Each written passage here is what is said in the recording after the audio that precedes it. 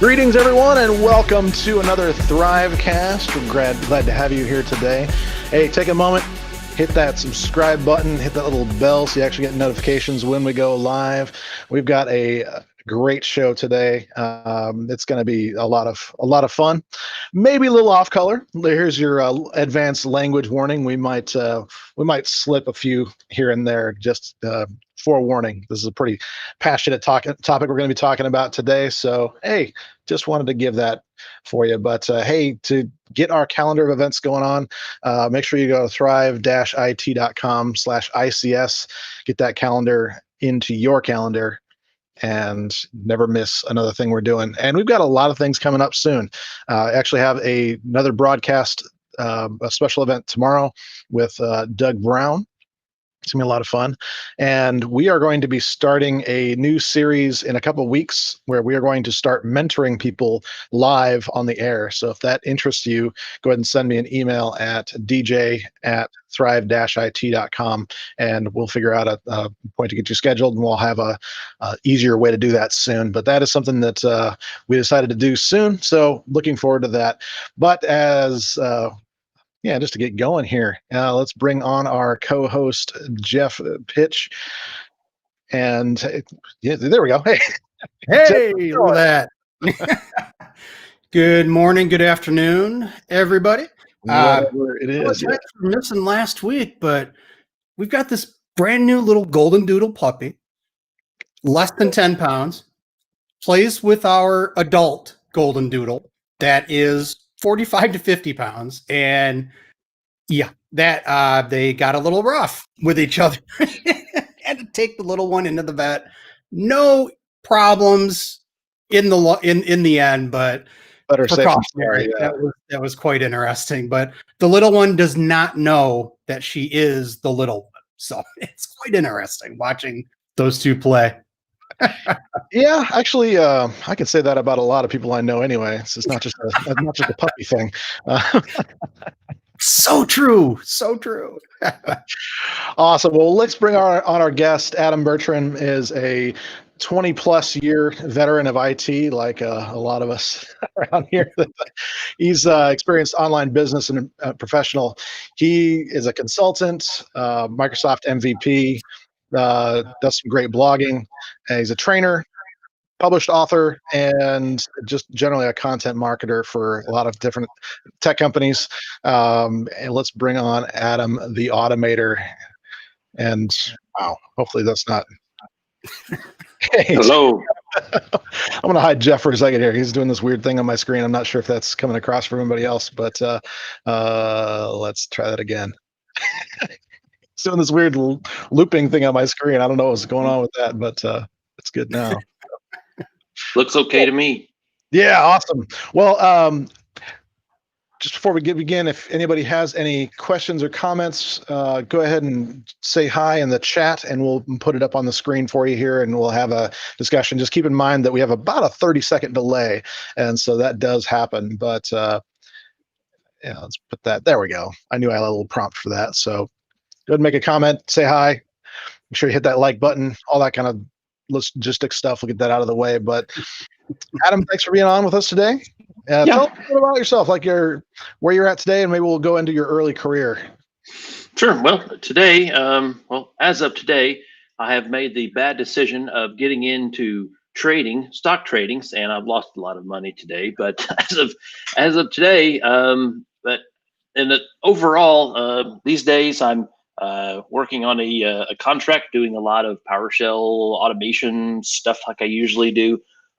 Doing some writing, like I'm a freelance writer, still doing a lot of blogging, and so for the most part, just doing a lot of automation work, getting into some Azure and actually some CyberArk stuff for my contract job, and just a whole lot of writing. Yeah, that's awesome. Love it. So tell us a little bit about early life. Did you get into IT right away, or is this something where you kind of did other things before diving into IT? Yeah, man, I think I've known what I'm going to do for my career for a very long time. I was one of those lucky ones that never had a problem with actually figuring out what they wanted to do with their career. So as of my mom has pictures of me like 4 or 6 years old on the computer. And I've always just loved, just was fascinated by even when I didn't have an internet connection when I was very young. I was just like tweaking, making things faster, just making things just more efficient. And since since I got introduced to computers, then I got really into scripting and automation. I mean, I was writing auto exec batch files, prompts and stuff in batch files when I was like 12 years old. I was one of those little geeks that just loved doing that stuff. And over the years, I've kind of went from help desk to computer tech to sysadmin to network engineer, did some voice stuff along the way, dabbled in InfoSec for a while. But nowadays it's more DevOps, cloud, and automation sort of work. And then as of, I don't know, six or a few years ago, I really started getting more involved in the community, doing a lot of blogging and writing, and going to conferences and all that sort of stuff. So nowadays, I do. I tend to do less real like hands-on coding. In my contract job, I do a fair amount of that, but for the most part, I really like just sharing my knowledge, helping other people out, doing writing and book writing and all that sort of thing these days. Very fun. Yeah. Awesome. Well, yeah, I mean, there's the host of things that I would love to talk about, but I'm not sure what interest level a lot of people have on that. But that's mostly because of when you and I connected. I think it was like last year or the year before, or something like that, talking about that sort of thing, since that's the direction I've been headed as well. So, but yeah, let's talk a little bit about this controversial article. Yeah, so I'm going to put the link I think it's in the description, but I'm going to put it up on the screen here anyway, or in the comments for people to go grab that just in case. But so think. Yeah, let me just kind of explain what's going on there. So yeah, to kind of go over that and really the premise behind it. Ever since I've been entrepreneurial for a long time. I've always had a side hustle to some degree. For my first 18, 19 years of my career, I always had a job. Your typical 9-to-5 full-time job, and I always had side hustles. And as part of that, a few years ago, I really started getting serious about taking my career and what I was happy in life and really getting more serious about it, to really to realize that your job shouldn't just be your career. Previously I thought my job is everything. That is my sole source of income, and it's the only thing I really, really paid attention to. And it wasn't until I started doing things like Pluralsight courses, doing freelance writing articles on the side, I realized that once I build up these other income streams, I'm not quite as reliant on my full-time job as I once was. And ever since doing that, I've written a few articles here and there about that. I do this kind of funny car talks video series on my YouTube channel. And I went one about how I quit my job the first time, and it was really freeing. It was that freedom that it gave me, and it really, I thought, when I first thought I'm going to quit my job, it's really scary. You think, well, am I going to make it or not? And fortunately, I did. I got better. Then I was more successful, happier. I loved it. And ever since then, I wrote some posts here and there about that, about telling people how great it is kind of on the other side. There's always going to be downsides, right. Obviously. There's, there is some stress there, but overall, I love being independent. I wouldn't ever go back. But yeah, so ever since then, I started writing posts every now and then about career posts on my Adam the Automator blog. And over that time, some people I tend to be very passionate when it comes to career stuff and, achieving independence, doing better for yourself. And I don't tend to mince words a lot of times when I talk about that sort of thing. And some people didn't quite care for that so much, because one time, it's when I quit my job speech, somebody had made the offhand comment at one time, and trying to inspire someone to better themselves and to get somewhere where they want to go, versus being sounding like you're egotistical. Oh, look what I have, you can have this too if you do exactly what I did. It's a very, very fine line. And some people, the majority of people, thankfully, have taken it well, and they've really liked the message. But some people have not. My latest post, they did not. Some people did not quite care for that. So, to go into my latest post was STEM. I decided, just like I do for a lot of these posts, they come from real experiences. Yeah. So recently, in my contract job that I have, I had an experience where I was working with someone that I really, really did not like. They were belittling. Anything you said that was wrong. They do everything right. You can never do anything better than them. They always will not take feedback. It was just a really bad experience. And I was thinking to myself, if I was in this position years ago where I was totally relying on the income, I would have just kind of take a step back, take it, and then maybe complain to my wife whenever I'm done with the job of being miserable. I hate this stuff, but you would really go along with it, and it would continue until till you were on a different team or something like that. But the what I did was since I realized that over the years I've built up various income streams, either passive or active income streams, and I didn't feel like I wasn't relying on the job. So I pretty much said, I can't work with these people anymore. Something has to change. And I kind of hinted at the ultimatum: if something has to change, I can't do this. I can't work for you anymore. I'm sorry, I'm going to have to quit. And luckily that blog post came from that kind of experience that I had. And then that blog post, I essentially said, the message was stand up for yourself. Since you've built all these, all the different income streams up, you're not relying on that. Stand up for yourself and really prove that, hey, I am worthwhile. I am valuable at what I do. Yeah. And, you don't want to lose me because I am valuable to, my boss or the job. And in that post, I decided to call people assholes because a lot of people in our industry, they, like myself, very introverts, they're meek. They don't really want to stand up because they don't like the drama. I hate the drama more than anybody, but after years and years of doing this, I'm like, you kind of come to a point to where I'll take the drama for a while to improve my situation.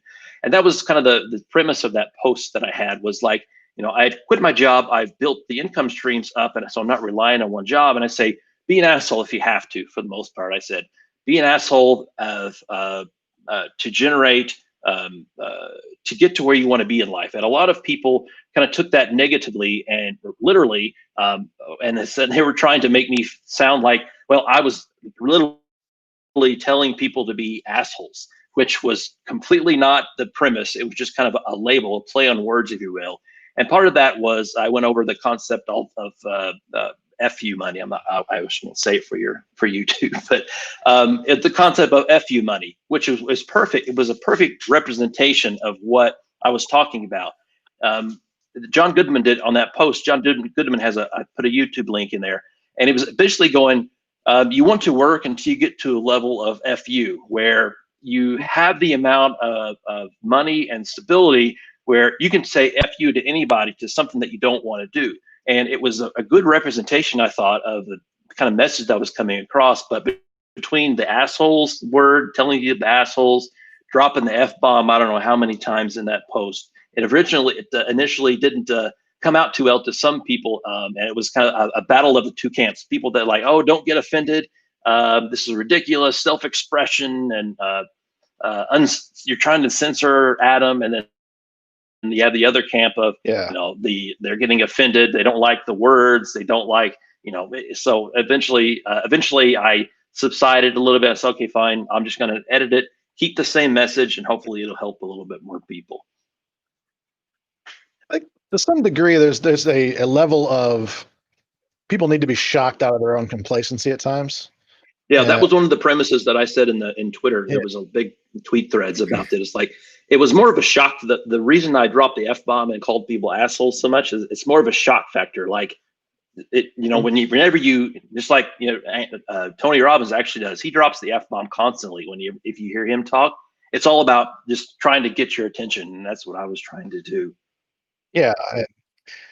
Ultimately, yeah, you need to do something these days, just any day. I mean, it's kind of funny. I come from a Christian background or whatever, and people say, "Oh, there's no cursing in the Bible." It's like, no, there's cursing even in the Bible. So it's like, sometimes you have to just kind of do something, some sort of thing to wake people up. But I mean, what we're waking them up to is probably more important than just the waking up. And I think sometimes people get so triggered that they miss, that you're trying to empower them, not empower you. And that's something that I think gets missed all the time in these kind of things. I mean, personally, if somebody told me that they thought I was sounding like Tony Robbins, I'd find that a compliment personally. But well, and I think when you go back and you look, like you said, like about the Bible and Christianity, there's no swearing. There is lots of insulting of people, especially when you get past the Gospels and into the different letters. They're, well, to use the term, they're crucifying a lot of people, in what they do. So yeah, there may not be swearing as we know it today, but they skewer lots of other people. So I mean, it's pick your poison. Yeah, kind of. But yeah, it's one of those. Go ahead. Sorry. No. Go ahead. No, I was going to say that the thing that really interests me these days is just how much people just assume that you're looking out for you and not trying to share something valuable with others. And I think that's kind of a shame that that's like that. But what do we got? And I think that, I hate dragging politics into this, but I think with the pandemic that has shown that there is a lot of that.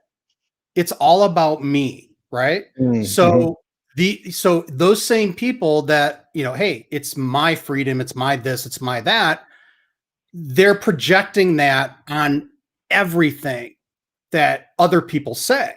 So when Adam is doing his thing and doing the blogging, the videos, and trying to help, and even probably even us, there are probably people that watch it and say the same thing, that we're just being selfish and pushing whatever. It's this crazy way of the world is now. It's insane. Yeah, I think.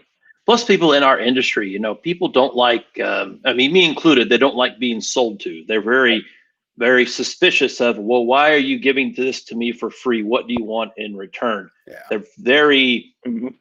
Tech people are always very, very like that, because I've been working with vendors for a long time and the content marketing side, and I'm well aware of that. Like, vendors are very careful. Like, we want our the ultimate agenda obviously is to sell you a product or something like that. That's the very end agenda. But you can't be. They're very, very cautious about. You don't want to be salesy. They want to actually provide some kind of value, help you out with your problem or something. Oh, and by the way, here's this product that may help you out. Buy it if you want, great. If you don't, that's great too. But yeah, very, very well of that. That's the other thing that I've really struggled with, and I had another fairly controversial post about, was community and trying to make money at the same time. It's a very, people are if you want to be a contributing part of a tech community, there's not supposed to be any kind of money making or anything in that mix. And I'm kind of that oddball in some degree, probably like you guys are, or like a lot of people in the community have a full-time job. That's their primary source of income, and they do open source stuff and things on the side, which is awesome. I'm just one that decided I don't want the job, so I need to make money somewhere else. And I've tried to kind of balance those two. And that's one area that I kind of got in an uproar about for a few months ago, whenever I was talking about, trying to make the balance between making a living and, being a part of the community at the same time. Yeah. And I think a lot of people need to realize you don't need to sell your soul to do that, to be part of a community. You can still be honest. You can still, voice opinions, even if you're being paid by a vendor, it's because like DJ and I have talked about before. I mean, I've always made it a rule, whether I'm working for a vendor or not, is that, I'm not going to BS my way through a sale or whatever. I'm not going to lie. I'm not going to make things up. It's too easy to find this stuff out with the internet and Google and everything else. You try to BS your way through something, they're going to find out, and you're going to just lose the sale. More than that, you're going to lose the trust of that person that you're trying to sell to, that company, and word of mouth gets around. Mm-hmm. Yeah, I mean, that's the whole influencer thing. It's a slippery slope sort of thing, and that's kind of along that same veins as what with that post. It was, well, that one was a little bit different than, I don't know how we got on this topic. I'm just trying to think through the thread here. My ADHD is going a little nuts this morning, but yeah, I mean, I definitely agree. It's kind of that same vein. That the issues I've had problems with over the past, when people were just like offended or just didn't like it, was number one, kind of feeling like they're being sold to. You're selling out, and on the other vein of you're a little more controversial. You don't mince words whenever you're excited about something. What's in it for you, sort of thing. So yeah, those are the two real main areas that I've had issues with in the past. Yeah, and that's always tough when you get excited about something, and immediately, there are always people that look on your excitement suspiciously. Mm-hmm. Why are they paying you to be so excited? Why can't I just be excited about the technology? Simple as that. I mean, we're all technology people. It's we all get excited about something. So, yep, it is definitely a fine line between being in the public spotlight and having people read your stuff, consume your content, and at the same time trying to really word it and come across in a way that you really intend to, which sometimes you may kind of go the other way a little bit, and you don't really craft the message as well as what you intend. And I think that's a very, very fine line to follow, and you're never going to get it 100%. You're always going to have haters out there hating you or not liking you or doing, don't disagree. I'll never agree with you. And I realize that. Yeah. Always. I mean, and honestly, it becomes a point for me anyway. I mean, I came to the realization a while ago. It's just like, I guess the way to say this is that if I were to only do IT work, if I was to just, do little stuff on the side, I can't focus enough. I can't give enough of myself to really be of value. But then I went to the other side and said, okay, well, what can I do in the community and that? So the more I tried to balance it, the more it didn't work. And I realized, well, is it possible to just focus on the element of just helping others and giving them knowledge and that sort of thing? And that's been the balancing act I've been playing lately is, damned if you do, damned if you don't kind of a thing. It's just like, if people, love you for giving you free stuff, okay, but Deej got to eat. Yep. It's like one of those things where it's just like, it's a weird disconnect. And so it's navigating those waters of doing that. And I think, Adam, you nailed this out in that article really well. So let's walk through that a little bit about kind of the process of that. So the first thing you said was, kind of share your knowledge. That's the very first thing you put out to get to that point of being able to say, you know what, Eff this, I'm out. This is not for me. Being able to be there to build that up. So talk a little bit about that concept of starting with sharing your knowledge. Yeah. So yeah, I'm looking at my post now, and the last section was the first section was kind of my story, my background, where I'm coming from. Then I explained, the FU money. And then the final section here is what I normally try to do with these kind of posts of, okay, here's something about this topic. Here's my personal experience with this topic, and then I go with, okay, how can you get something from this topic? And this last section was, how do you get to FU? And yeah, the first one was share your knowledge. I've beat this drum for a long time now because it's been so successful to me, to where I didn't realize how valuable my knowledge was to other people, not only monetarily, but as the impact that you can have on other people. The very first one was share your knowledge because I say share your knowledge constantly, because it's rewarding. It's a win-win situation for both parties. It's a win for me whenever I share the knowledge. Like you, I have a lot of experience in IT, and ever since I started doing that, it's been very rewarding for me to get involved and just to help people and get all the responses I've had. Thank you so much. This really helped me. This saved me a ton of time. I mean, there's even one instance that really impacted me a few years ago, where somebody came up to me at a conference and says, your words really helped me. I was really depressed, even contemplating suicide at some point. And I can't remember what post that was, but one of the posts that I had, they said it really inspired me to not be so down on myself and to get going. Those kind of responses are so rewarding. And for me personally, and then it's also valuable for the intended recipient too. And not only that, you don't even bring money into the concept at all. Taking that to the next level of taking that knowledge and making money from it, you can create all kinds of content. We're on this podcast. Maybe you'll get some advertisers at some point. Maybe somebody will pay for this, have a premium subscription or something like that at some point. Ebooks, written content, any kind of content that, you can give a lot of it away, but then to eat, you have to charge a little bit. So you kind of have a premium or something. And that's why I have a little ebook called Teach Me. There, I have a link in the script, the blog post, and it's all about essentially writing. How can you make money from your knowledge that you have? Ebooks, print books, all kinds of things. And that's the first one. So I'll go to the second one here. Be valuable. That's another one, kind of along that same veins of share your knowledge. Number one, you do have the knowledge. You do know things that other people don't know. That's another big one.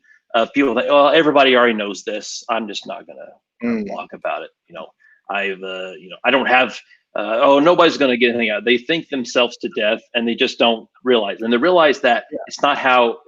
Everything has pretty much been shared on the internet already, for the most part. If it's a brand new product, maybe not. But for the most part, all the content that I do is essentially, recycled for the most. But you can't get away from non-recycled content. It's all about how you present it, how you package it to someone else. And along that same veins I was talking about be valuable. Like you have this knowledge, you can write about it. You are valuable to your client. You're valuable to an employer. You are really valuable to what you do. If you care and are passionate about your job and what you do, you're valuable. You're making the money. You're making the business money. You're making you're really pleasing other people. And I think it's a good point to know that. Let's see here. Oh. You may keep going, DJ, or do you have any questions, comments, or anything? Let's hone in on that a little bit. I think there's a temptation with people that concept of everything's already been said. Why do I need to say that? And I fell into that for a lot of years. In fact, my blog really doesn't have a lot of articles on it. Not really, because it was always, I felt other people were doing it just fine. I didn't have my unique voice to add. I didn't have anything unique to add.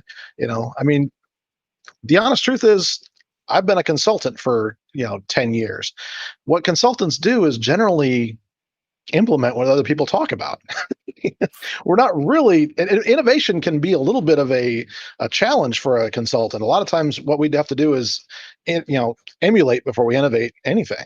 We have to deploy to best practices, that sort of thing. And so for me, it was never really anything that beyond like the occasional challenge that I had. And in a previous episode, we talked about how, blogging a challenge at one point got me fired, which sucked. But, this makes mistakes you make along the way, but that doesn't mean you should be silent. Just do it the right way, obviously. Don't just, put a bunch of other people's information out there. Or if you're being, the mistake I made is if you're being paid to do something, be get clearance to share that information that you've done with that other client and make sure that that's okay, and get it in So writing. I think even if you're sharing, if you're writing about the same thing, whether it's, how to, just as an example, how to create a loop statement in PowerShell or something, yes, there's probably a bunch of posts out there. I mean, obviously there would be. But sometimes it's a matter of how you phrase something versus how the other people have phrased something that may click for other people. I mean, I don't know how many times, I've searched for how to do something, and I hit a bunch of articles that talk about what I'm looking for, but maybe I just can't grasp the entire concept, or the article assumes these pieces before it, or they assume a piece of knowledge that is required to make this work. And then you run across the one that goes through it and just makes it dead simple to you. Right. So I mean, even though it's out there already, that doesn't mean you should not do it, because your way, your voice, your way of writing, the way you speak or whatever, that may make the difference in how somebody interprets how something is done. And so it's definitely worth the time to at least put it out there. If nothing else, you didn't waste. And it's not like you're wasting time. You waste, if you want to consider it a waste of time, it's a little bit of time. You got a blog out there. Yeah. Great. That's the best part of it all. You did a little something. Yeah. Plus, it looks good on the resume. That's one of the things I've been telling people over time. Like, if you get out there and contribute to open source, do public projects, and help other people start a blog. I mean, at some point, you just say, "Hey, look at my blog or look at my GitHub repo." Maybe you don't need a resume. The work speaks for itself. So that's another huge reason why I'm really a big proponent of telling people, get out there, share what you know, share your knowledge. It'll help you and others. It's a win-win for everyone. Yeah, it's absolutely right. I mean, it's like, well, people get into that imposter syndrome thing a little too deeply, I think. And like Jeff's saying, you need to recognize your own voice, but there's a certain level where the assumption that everybody's seen everything is completely spurious. Completely. The thing I've realized is that a lot of things need to cut through a lot of noise. And so sometimes you need to boost the signal on something. I think one of the greatest examples of this in the Citrix and networking world was last winter, when there was a pretty big problem with the I would say NetScaler, the Citrix ADC appliances, right? That was a big worldwide problem. It was not a small thing, but it kind of started out just kind of like people assuming, oh, well, people have got this covered already, and they didn't post anything about it. So then I went ahead and posted something about it just in case. And I was like, this is kind of a big deal. I should post something about it. And I could not believe how many hits that article got. Well, if everybody's got it covered, then why are those things happening? It's because sometimes we just need to boost the signal on something to get it through that something's important. Or like Jeff's saying, just rewording something in your voice helps it somebody else. I mean, it's one of those things. Or like what Adam was saying earlier, sometimes it literally just is just hearing from someone else, just getting another perspective out there makes you feel a little less alone out there. So there's a lot of different reasons to do it. But honestly, it's not for everybody. No. But No. if you feel anything like any prompting at all, any kind of like, oh, I should do that, there's ways to do it. I mean, it's as simple as just writing up an article and posting it on LinkedIn or something like that. You don't have to have a blog. Yeah, that's another one. People especially people in our industry, they're like, okay, now do I get WordPress? Do I get a Joomla? Do I get a static site generator? I have to build this entire platform of everything before I can even just start writing. And that's another big one too. The over analyzing everything, and I'm definitely guilty of that too. I've done that many a times, and it's really got back to hurt me. The perfectionism in me really came through, and that's another big one that stops a lot of people. They want to make sure you have to do it right. I mean, that's all the premise behind Agile and DevOps. Just get something out there, get an MVP out there, then just iterate from that. I feel ways about that. Oh, maybe that's in another episode. Oh, it's the and Adam, I forgot to tell you about this. This book that I've been working on that kind of tackles a lot of this is kind of that same notion of, could I put it out there as it is? And I'm looking at it, I'm like, no, I can't. And the words are fine. Just the words on the page are structured in such a way that I'm not ready for it yet. So it's kind of one of those weird things where I was sitting there talking about a methodology and things like that, and I can't accept a minimum viable product. I can't do it. So it's kind of. Not to say you can't have standards, right? I mean, you gotta have standards. Yeah. Exactly. But the thing is, it's like a minimum viable is better than no product. And that's the thing we've got to say here. It's like you can get intimidated, and you know what? I'm gonna focus in on this so people can hear me and understand me, because that's important. It does not matter if you have the best voice or not.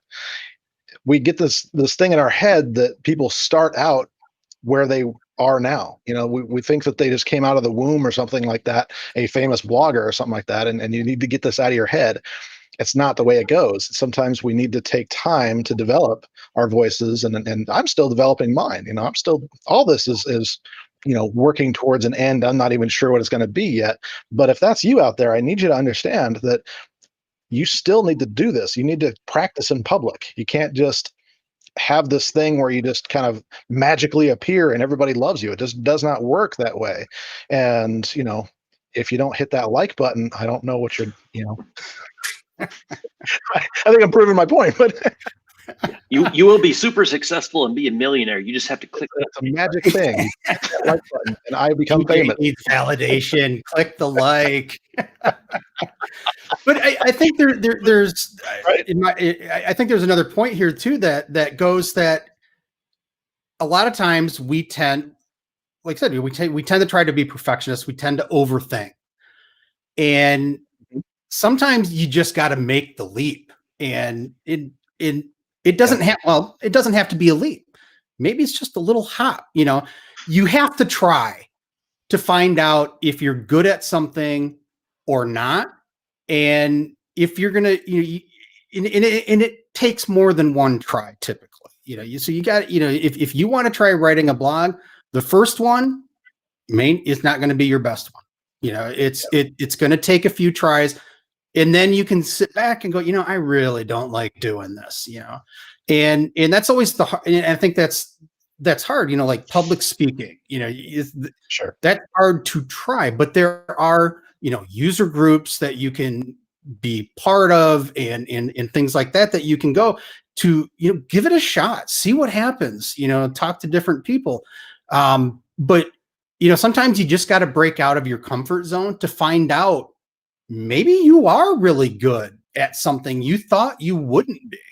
And if you just sit back and say, I don't want to do it, but yeah. And DJ, you've said that a couple of times, like an end goal type thing. I'm still, in my opinion, we never stop. We never stop learning. We never stop growing. There is no end state for any of us, or at least there shouldn't be, because Michael Keane says we're all a work in progress.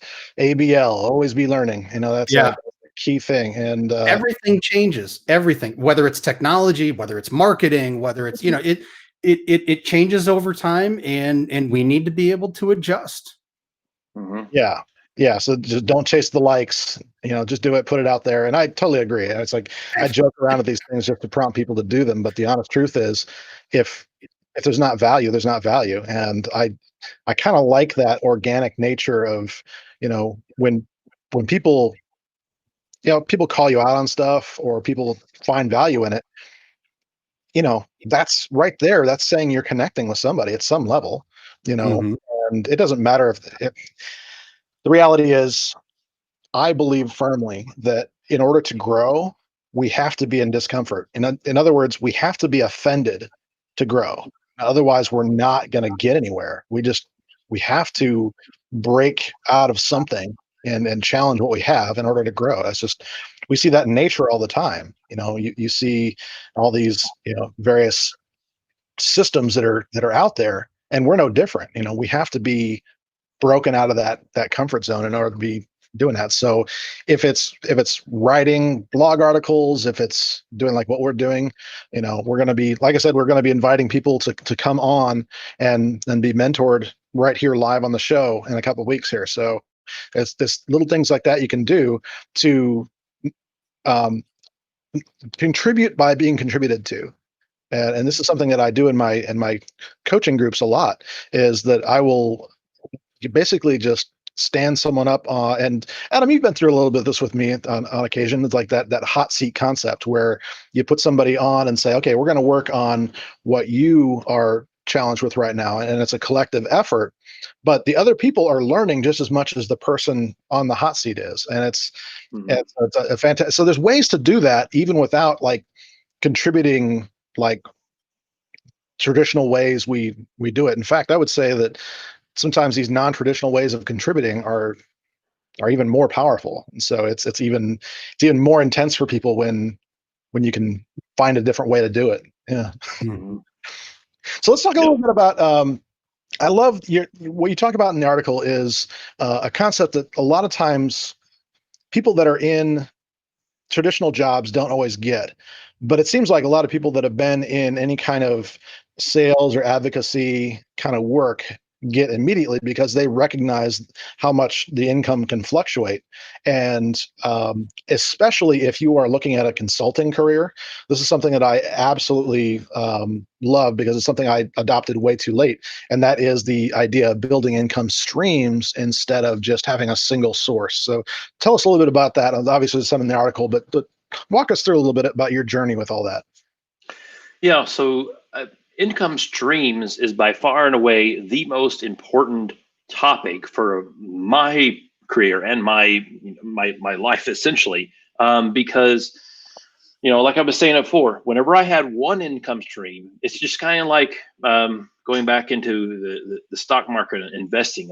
I've been big into that lately. It's just all about diversification. You don't want to put all your eggs in one basket, and the concept is so common these days of that your career is your current job. Like there is nothing outside of your current job, and that kind of thinking and mentality really affects people significantly, because in more ways than one, because number one, they're not thinking broader, so they're not kind of reaching out, entertaining other job opportunities, entertaining other like a side hustle or something, and they're not actually going out and sharing their knowledge through various content means, simply because, well, what we're doing here is very proprietary. It's very unique. No one's gonna want to know how to do this, and plus, why do I need to waste time after hours, on the weekends or something, and sharing my knowledge when, well, everybody that I know knows what I know. They know how valuable I am. Even if you are valuable in your own company, they think, well, I'm just everybody knows in my company, and that's they're in this bubble that they never really think. They never entertain the idea of going out. And income streams is one of the big things. Is once you kind of break that sheath of I'm not going to have the mindset of like me, my persona, like my identity is tied to my job. Once you get kind of past the point of your identity is not tied to your specific job, it's tied to your career, you start to think bigger. And at that point, then you start to think of, then you get into the whole idea of income streams. Well, what else do I enjoy doing that, I don't know, maybe make some money? Do I like, writing? Well, there's plenty of ways to do it. I mean, that's been my chosen area for the most part of writing content, of training. You can write, you write articles, you can do make money many different ways when writing articles, advertising like I do on my blog now, and also training courses. I got started out with training courses, and I still do training, online training. If you have a specific expertise in an area, you start out and you build up. You eventually learn e-learning. That's the big thing. What I did you just build essentially the little projects maybe that you would build at your job, building in more of a generic way, and just teach other people through video instruction or written courses or something like that. So it's all about building, content. For me, I went the content route of just sharing my knowledge through various forms of content, and people are going to pay for them. But there's plenty of different areas of, diversifying income stream. But by far and away, that is the most important, especially for an independent person. That is by far and away the most important aspect that I think should be there. Yeah, absolutely. And I think that a lot of times we get confused as far as what income streams mean. Sometimes we think that, okay, there's okay, so let's take the blog as an example.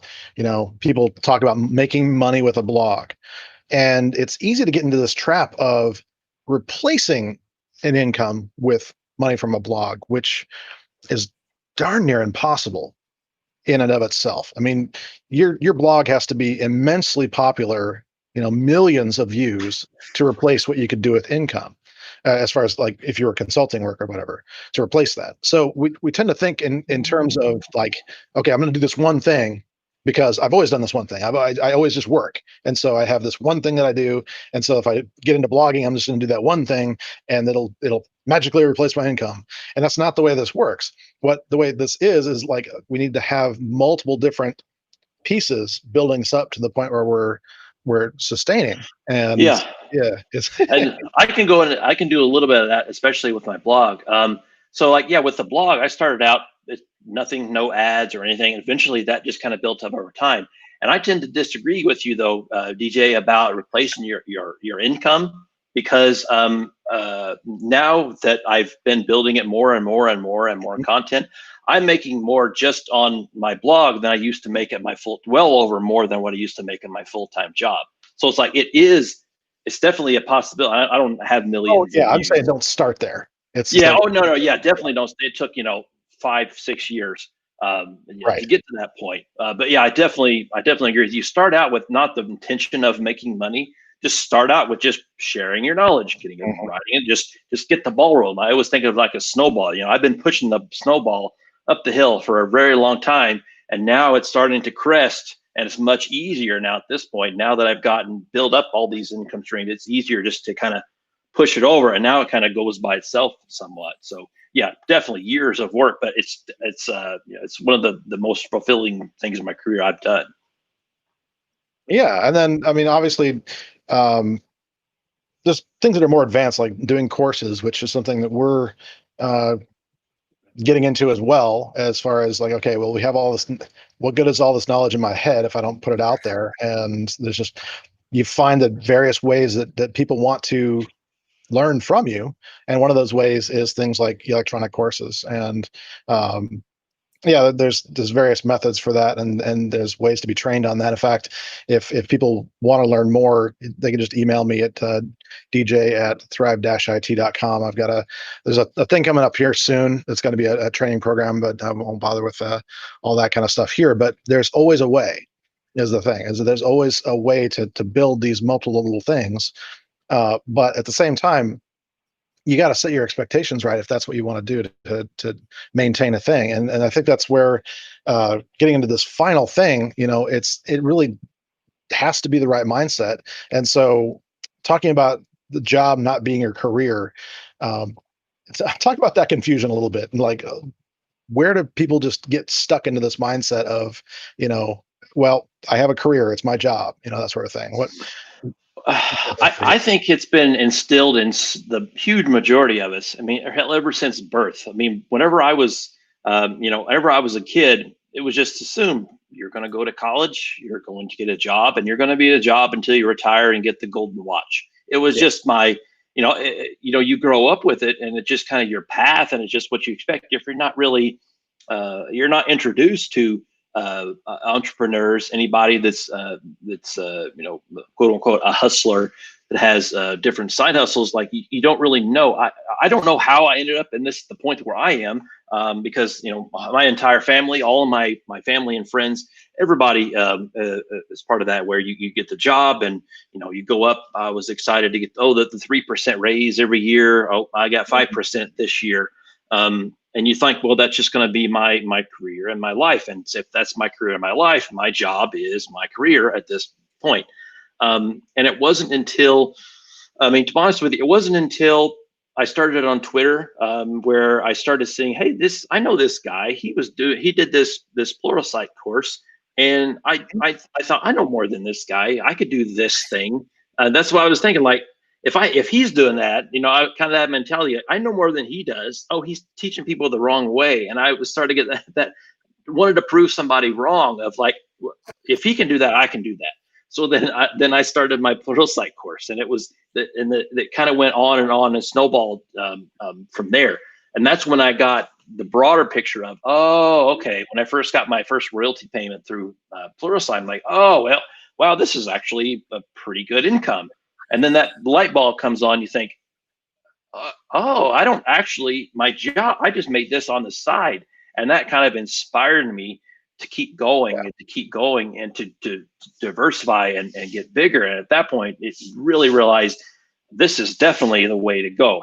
I mean, if you even want to stay in your job, you don't have to quit your job. But even if you wanted to stay in your job, just treat it as a stream. That's just one branch on your tree. When your career is the tree, that's just one branch. You got all these other branches. And at that point, you can get to FU money, or you can get to become an asshole. So, yeah, I mean, that was kind of my start of just treating it as just a branch on a tree, or just one single stream of what you want. If your other streams are, making more than that, and you don't want to do your job anymore, just quit. Just, if you don't want to do it, just don't do it, because you don't have to anymore, because you've kind of built all these other streams up along the way.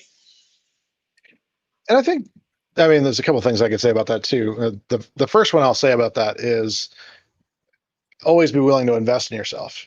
One of my mentors, Dan Miller, always says that you should be reinvesting about 30% of your income back into learning if you want to grow your income. 30%. That's a tough pill to swallow for a lot of people, but I'm finding it's absolutely true. I got to that point where I'm like, okay, if this is something I'm willing to throw into this, and it's been positively true in my life of just opening up the possibilities. Learn things that are outside of your norm.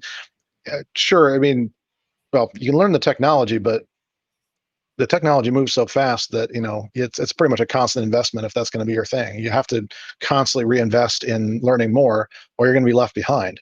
And if don't wait for your employer to pay for conferences and to pay for learning and material, take care of that on your own if you have to. Absolutely. And like I tell people, is like, the knowledge is a baseline. For me, I think one of the things that people really need to be investing in, if they want to get out of this mindset that their job is their career, is, well, first of all, invest in that mindset. Actually put money towards it. Like get things in your life that are motivational. If it's just listening to an audiobook or getting a series. You mentioned like Tony Robbins, for example, or whatever it is in your life. Just get that into your life to have that mindset improvement.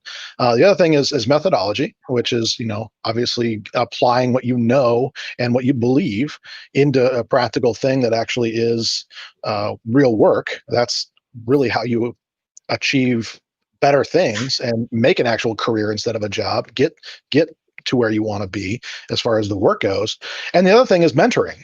If you don't have mentoring in your life, then you're really kind of a ship without a sail kind of thing. You're just kind of going wherever the currents take you, and that's really not a career at that point. Then it is a job.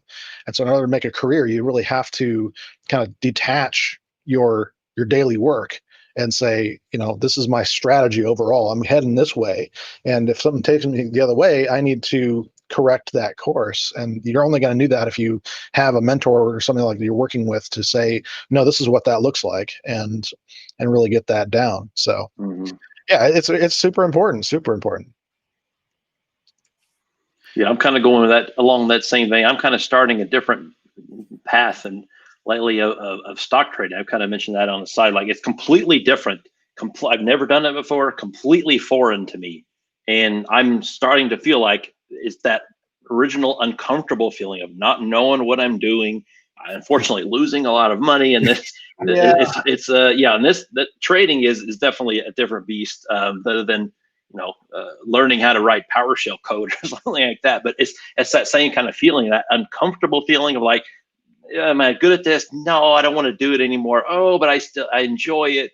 It is that really tough initial period when you're first starting to learn something. Like, you question yourself constantly. Do I need to should I just quit? That's the phase that I'm in. And that part of it, I know what people are feeling. It's just like, I'm uncomfortable. I don't really have to do. Maybe I should go over here. You're constantly questioning yourself. But I think at the end of the day, you think, do I enjoy doing this? Even if I lose money right now, or even if I make money at the trading this, for example, I still enjoy doing it. I still want to do it. If you want to continue to do it, it just eventually it will get easier every time, regardless of what you're trying to learn. Yeah. Honestly, I think that's that does it. I mean, and it's day trading. You chose the perfect time to start that, my friend. Oh man, yeah, it's been a disaster so far. But I treat it as training. I treat it as that's my 30%. All the money that I've lost so far, that's my 30% that I'm contributing to training. There you go.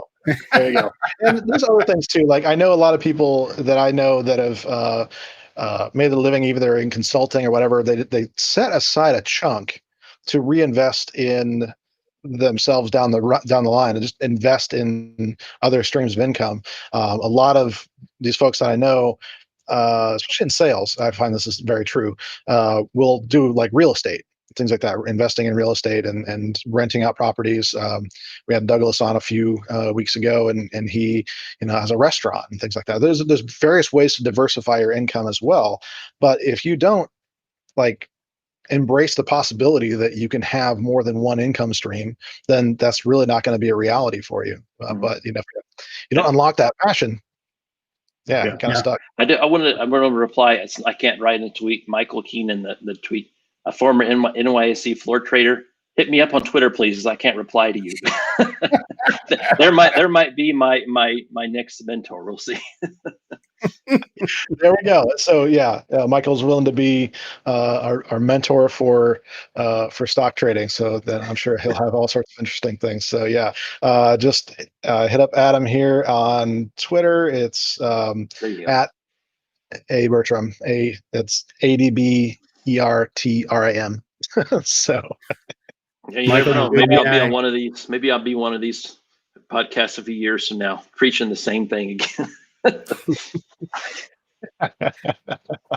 Awesome stuff. Well, Adam, any final thoughts? No, I mean, not really. We covered quite a bit of good stuff. I mean, at the end of the day, be an asshole. Take the bull by the horns. Don't get caught up in the imposter syndrome. Don't get caught up in thinking you're not good enough. Somebody's already done something. Just get out and do it. I mean, it's tough, sure, but if any left-brained introvert hermit like myself can do it, I mean, anybody can do it. It's very true. Very true. Well, Adam, thank you so much for being on with us today. We really appreciate it. Yeah, thanks for having me. Yeah, thank you. Right on. All right, Jeff, any final thoughts? Yeah, I do like that, be an asshole. And I think because why? An asshole. Come on, everybody knows it. But when you think about that term, right? And especially when you look at the tech community, right? In introverts and things like that. Yeah. That version of what is an asshole, it's not like what would be a normal asshole, but stick up for yourself. Be that asshole. Be that person that you are not normally. You have to stick up for yourself. And that is absolutely, absolutely true. Don't take the abuse. Shit like Yeah, shit that's like very that. true. I mean, Shit. So sorry. No, great episode today. Loved having Adam on here. And we'll see everybody Friday with Doug Brown. Doug Brown. Doug Brown. It's always that back and forth. Yeah. Cool. All right, man. Thanks a lot. And we'll see you tomorrow. All right. All right, everybody. It's been a lot of fun. Love having these different voices on. This has just been just a lot of fun. So thank you guys so much for being with us. Obviously, we got to pay the bills here too. So I wanted to shout out to our affiliate who I'm using right now. It's Crisp. KRISP. I use them to blank out background noise. I've actually had an air conditioner running this whole entire time. In fact, if I were to take that Crisp off for just a moment, you would likely hear that in the background even when I'm talking. But if I took Crisp back on, then all the background noise just disappears. And they do this through AI. You can try them out right now. https://thrive-it.com/KRISP. You can try it out for free if you sign up for their paid plan. Hey, we get a little kickback as their affiliate, so that's a great way to support what we're doing here. But also, make sure you hit subscribe. We're doing this for free. Get subscribed. Hit that bell icon. You'll get a notification when we're live next. And until then, and whatever you're doing out there, try to leave this world a little bit better than you found.